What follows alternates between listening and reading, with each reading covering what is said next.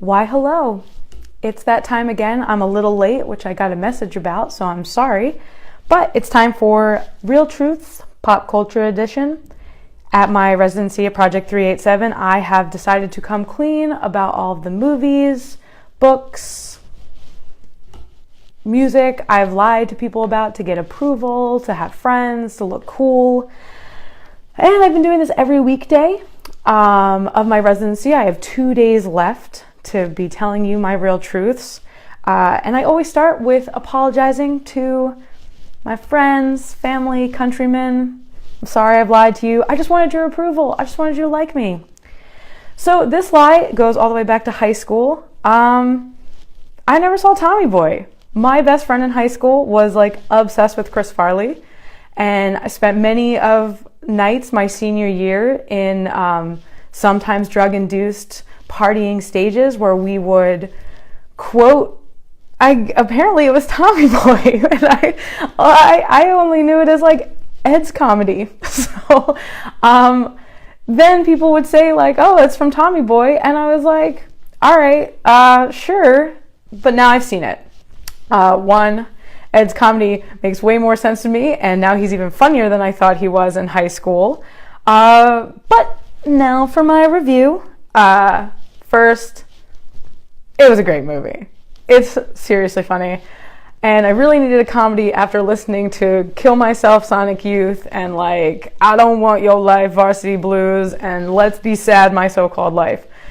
So a comedy was very refreshing, so it might have made me a little bit more biased. But I always love a movie with a straight man.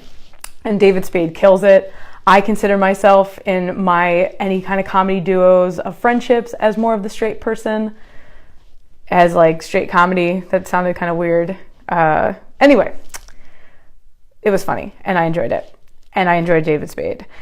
Some other things, movie was paced really well, and it also made me miss comedies of the 90s because comedies could be ridiculous, like your Adam Sandler's, or even before that, your Trains, Planes, and Automobiles, which I will also reference again in my review.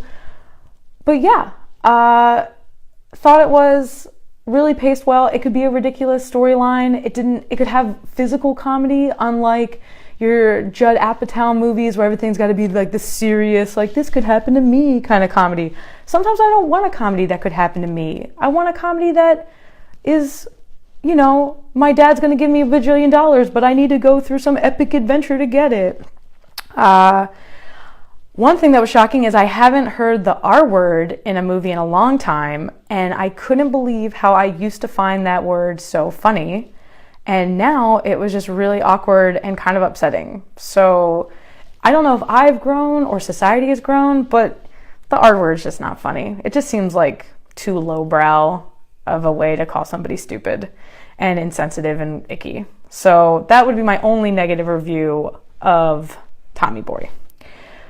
I also understand that usually in movies, the love interest of a man can be significantly more attracted than him. However, I was weirdly attracted to Chris Farley through the whole thing. He's so cute. I was way into him, so I could understand why he got that babe. I get it. It's a little bit further of a stretch in like your Uncle Buck's when, you know, Uncle Buck has a super hot babe. You're like, I don't know, John Candy. I don't know. If we're just talking about stacking up against physicalness. So there's that.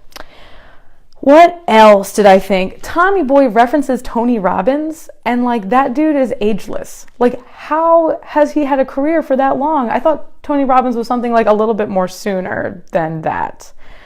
And I've noticed that anytime a comedy involves like a portly gentleman, he also has to destroy a car in it. Again, Planes, Trains, and Automobiles to bring it back. Not only does the heavyset dude have to destroy the car, but then they have to continue to drive in it. Like, why is this a character of a fat guy in a movie? They just have to beat up a car. And finally, the thing that did upset me about Tommy Boy is that it reminded me that I live in a world where the youth of today think that Rob Lowe is a nice guy, that he's like a funny guy. Here's the deal. I prefer the villain Rob Lowe because in reality, Rob Lowe got caught sleeping with a 16-year-old in a sex tape. He's not a good guy, and nobody knows that because of Parks and Rec. It drives me crazy. So Tommy Boy really exposes Rob Lowe for the person that he is, a degenerate. So, in conclusion, Tommy Boy fantastic. Wish I didn't wait this long to see it. Sorry I pretended that I've seen it for so long. The fat guy in a little coat thing is way funnier now. And I encourage you to now tell me that, what's the stuff that you've lied about? What are the things that you've made up? What's your Tommy Boy? And just come clean, because people will like you anyway. And until tomorrow, with only 2 days left, goodbye, everybody.